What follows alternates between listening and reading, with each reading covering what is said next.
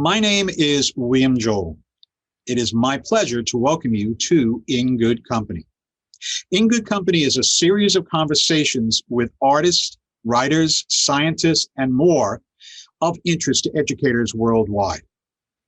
Our guest today is Barbara Mones, teaching professor for animation research labs and director of the Reality Lab studio at the Paul G. Allen School of Computer Science and Engineering, University of Washington. And she is the recipient of the 2021 ACM SIGGRAPH Distinguished Educator Award. In the past, Barbara has been associate professor and the founding director of the Visual Information Technologies MA/MFA program, a course of study in multimedia, computer graphics, and animation at George Mason University in Fairfax, Virginia.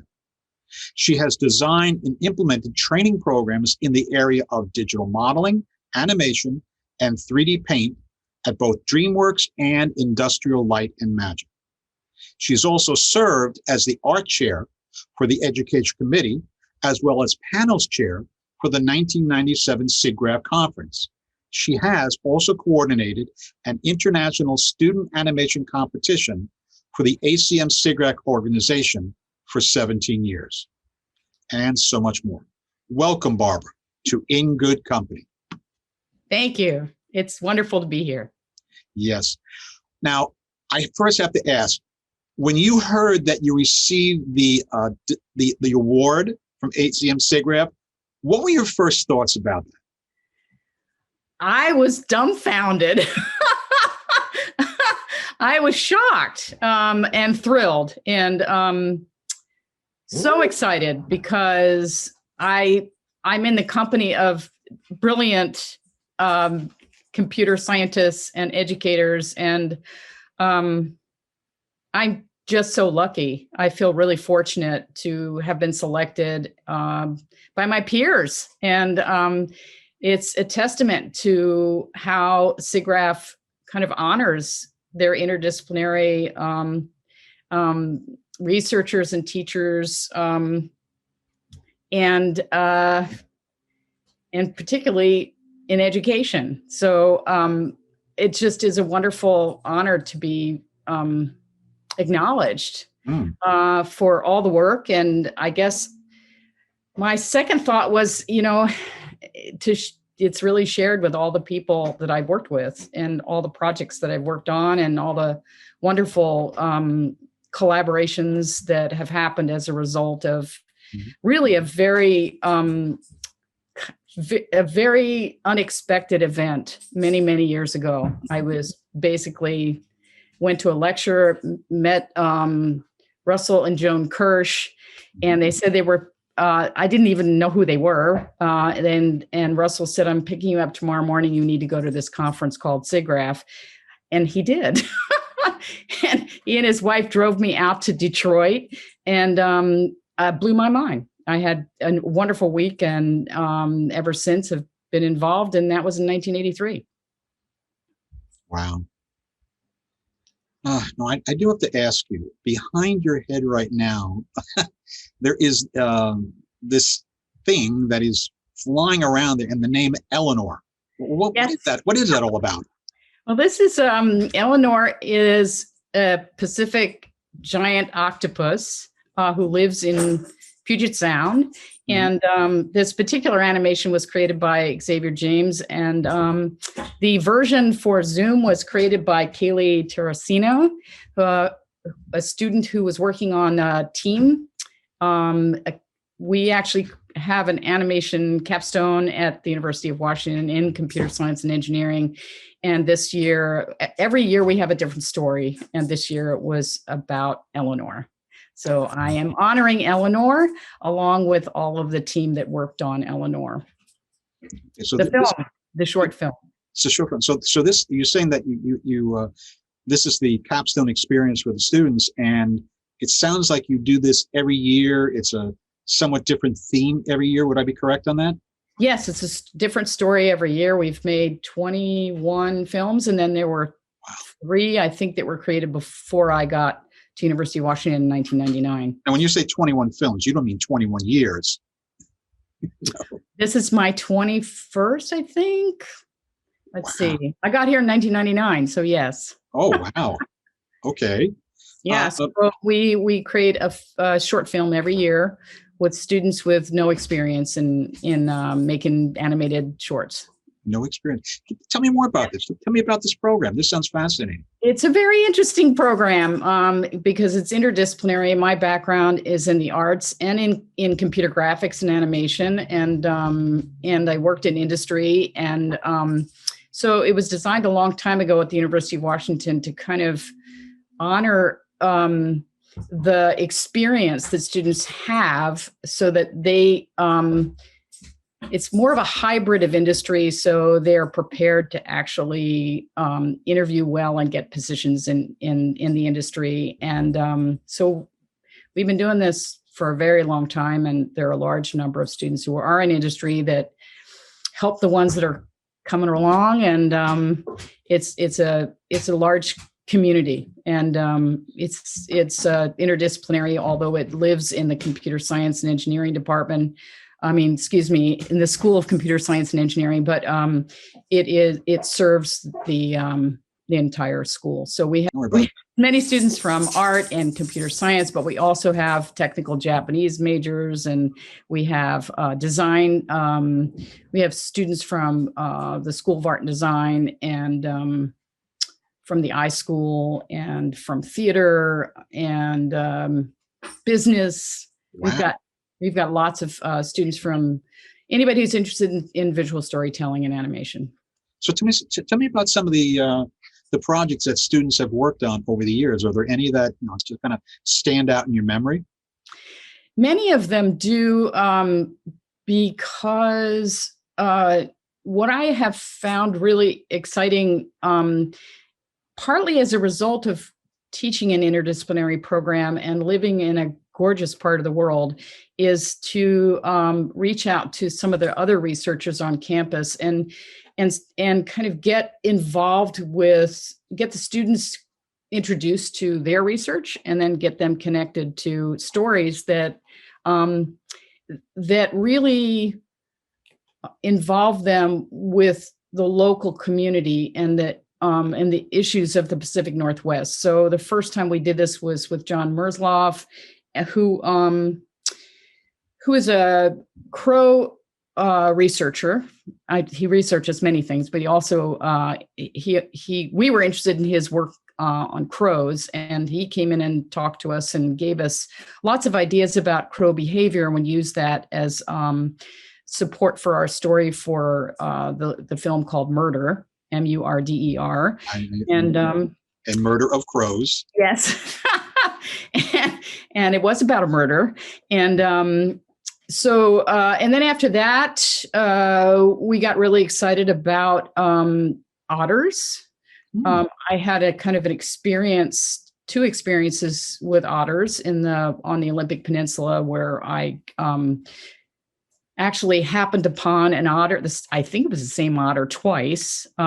In the middle of nowhere, and we just kind of stared at each other forever. And I didn't know whether I was going to be hurt or what was happening. And so I actually contacted an international expert and researcher in otters, Nicole Duplay. And so she helped us with the story for Dancer by the Sea, which an otter has a major part and a major role in that film. And then after that, we worked with a film called Untethered, and that we actually worked with a couple, Jeff and Katie Foster, and they helped us understand the plight of the J-pod for the Pacific Northwest orcas. And so we actually went onto the peninsula to one of the research centers at Friday Harbor that's run by the University of Washington. And when you say we, you mean you and your students? We often take field trips together. We went to Friday Harbor. We spent a couple of days there, and we went out and interviewed people and watched the orcas, the education was important for the students to not only understand the plight of the orcas, but also to kind of know where they live, the area in the Pacific Northwest and what was going on with the kind of ecological impact on this group. And I think that helped us with our story. And then from there on, then we have Eleanor. And Eleanor actually is a real octopus. And Eleanor is a giant Pacific octopus that was studied at the Port Townsend Marine Science Center for a year. And I found Josh Smith in my department, who was actually doing some work with David Geyer, who is in the psychology department, who was doing research specifically on an octopus, and that led us to Dominic Civitilli, who actually is a postdoc, and we've been working with Dominic, who has actually brought in several other researchers to talk to the students about octopuses. And we've also formed an octopus research group with Tom Furness and the other folks here, and several graduate students, Terrell Strong. And from that group, we also have a production group. So we have a VR research group that's oriented toward the kind of the study of decision-making for an octopus, and how to represent kind of an empathetic story, and experimental area for people to understand and start to feel like an octopus. So right now you can inhabit an octopus in our research group, and then the production group is actually coming up with a game.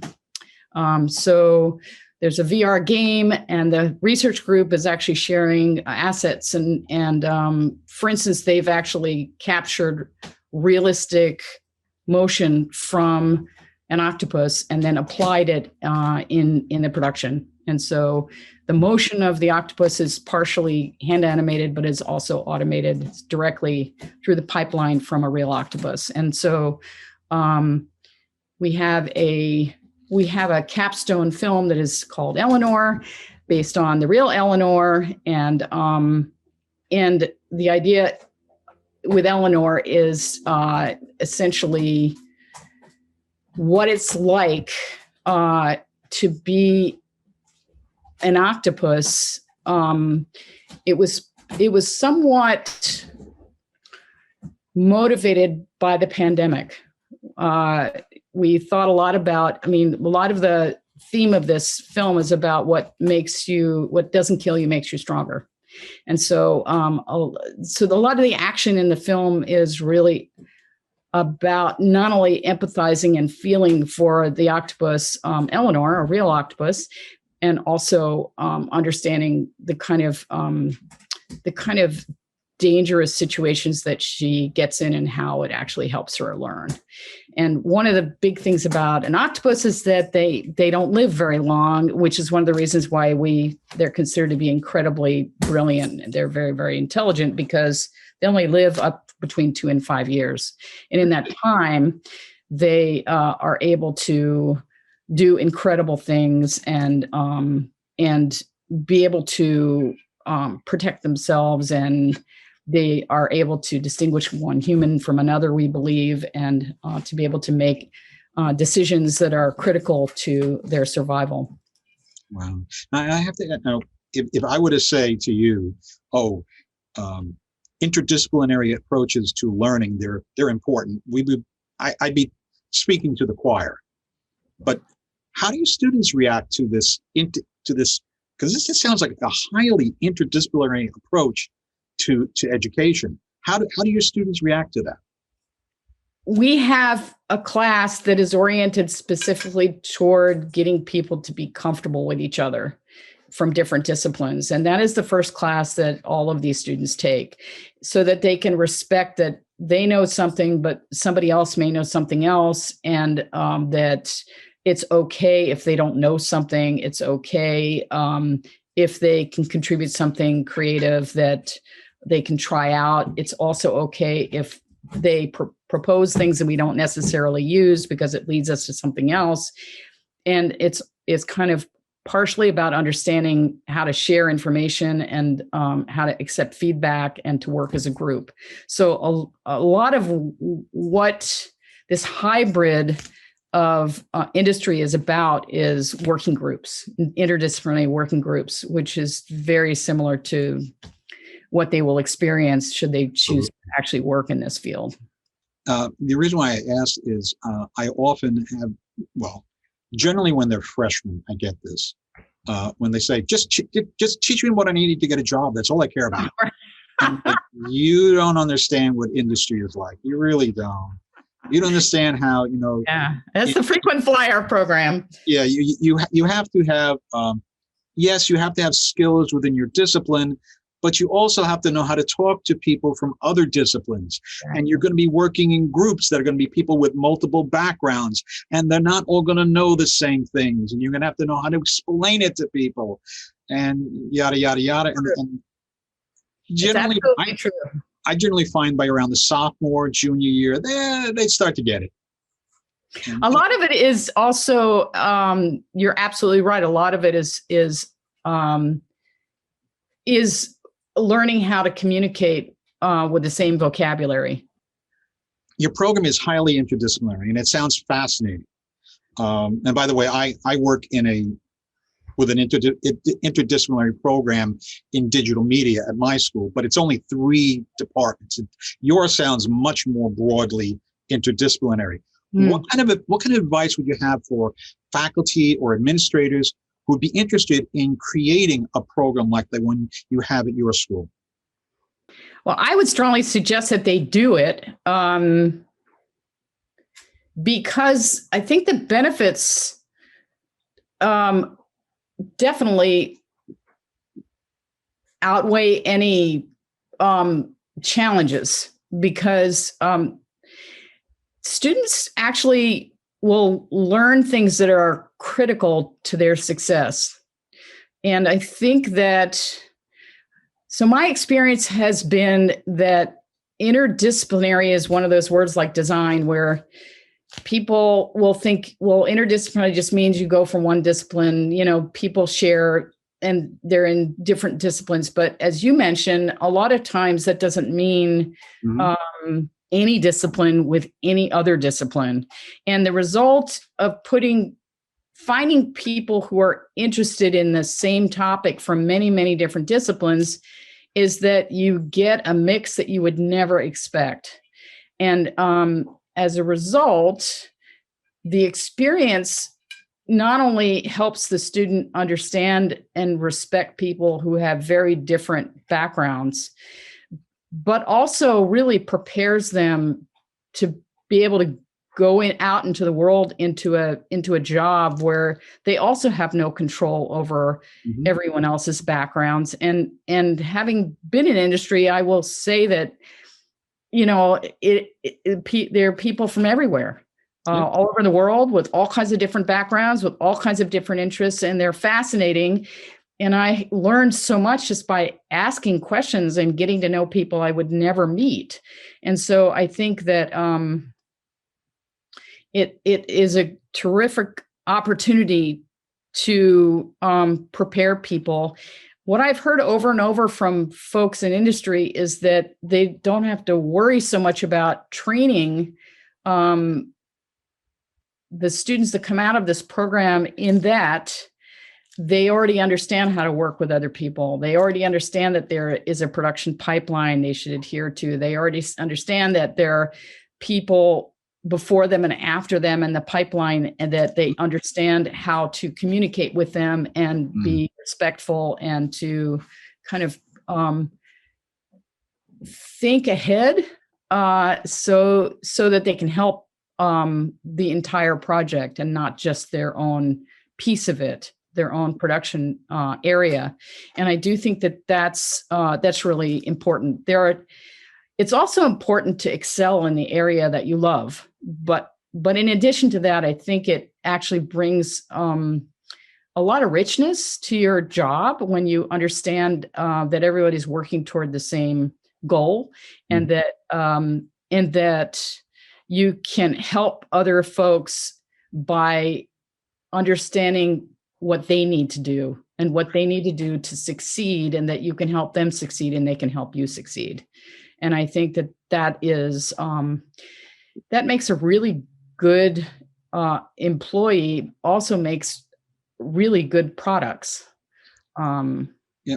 Now you're in what some of the things you're saying, they sound like also some of the things you would be saying to prospective students who become involved in a program like this, trying to convince them that this is really going to be beneficial for them, not only to get a job, but to stay in the job and to progress and to grow in the industry. Because you're talking about a lot of those other skills that sit, I don't want to say outside, but they sit next to the highly disciplined specific skills that you said, skills of communication, skills of being able to talk the same language, the same lingo, the same grammar, common definitions for words, or if there are different definitions for a given word, such as design across different disciplines, understand that. So, and to understand when you use the word design, be careful, because how you understand it may not be the way somebody else understands it. Right. So what about the students? Do you ever find students? Do you ever find students who it's difficult for them to really embrace this this mode of learning, this highly interdisciplinary process? It's rare. It's rare. Most students love it. There are, I think it is, as you mentioned, it's really important that anybody who enrolls in this kind of experience understands what they're getting into. Because if, for instance, if somebody comes from the art department and they really just want to do their own thing, they're going to be unhappy because they have to collaborate with other people. They have to get feedback from other people, and they have to, in our case, they have to serve a story. So everybody's got to serve the story.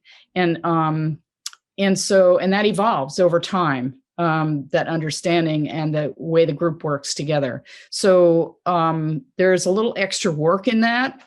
And I think that there needs to be a relaxation in terms of control. And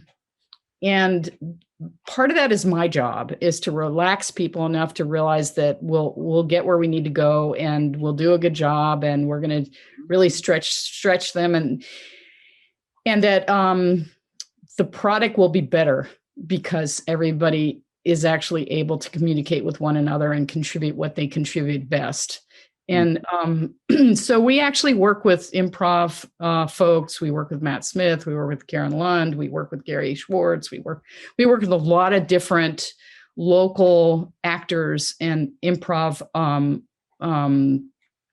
artists and computer science folks. We bring in people from the industry to not only just support the process, but also to kind of reinforce this notion that it's worth it. It's worth it in the end.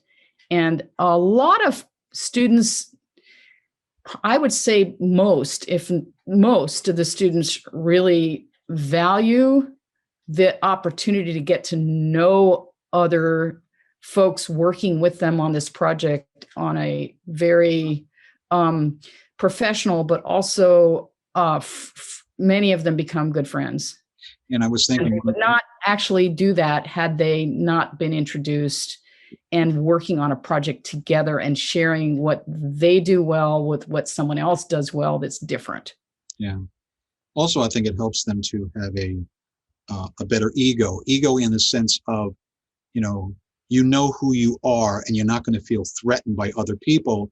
So if somebody says, yes, oh, your idea is not really going to work, you don't feel bad about it because you say, okay, fine, let's try something else.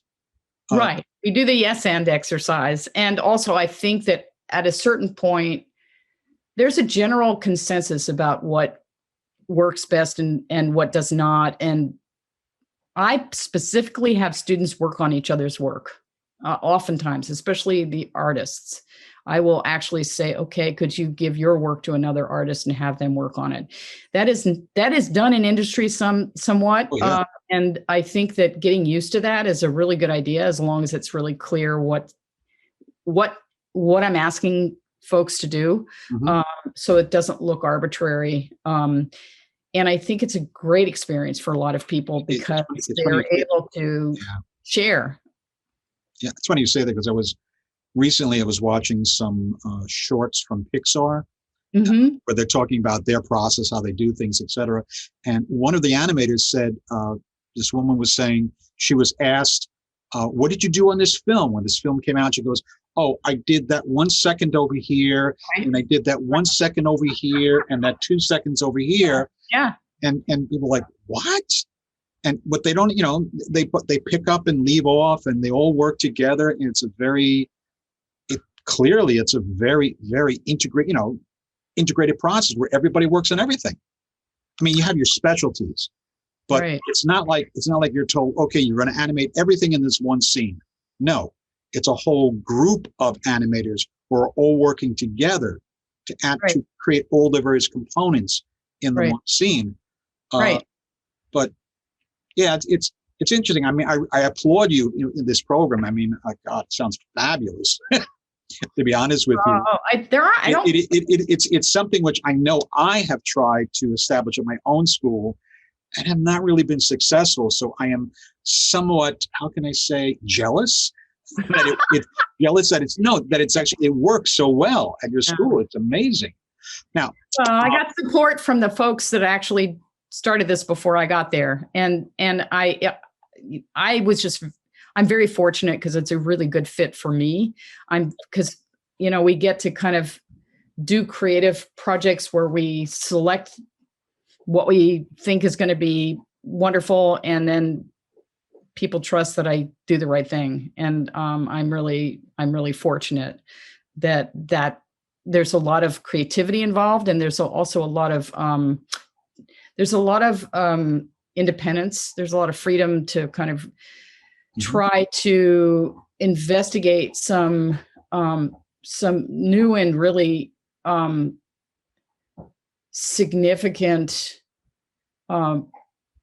stories and make them powerful for students. And that is something that's really important to me. And I because a lot of there are students that can go to trade schools and learn how to animate.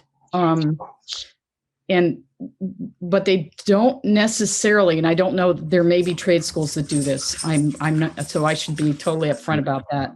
But what's important, I can talk about what's important to me, which is it's important to me that the students themselves work on something that stretches them, that is not something they've seen already, that is not necessarily from popular culture, that it's something that is some universal truth for them. And it sounds like it's a program that helps to defeat that awful statement I sometimes hear from students, not a lot, but I hear it.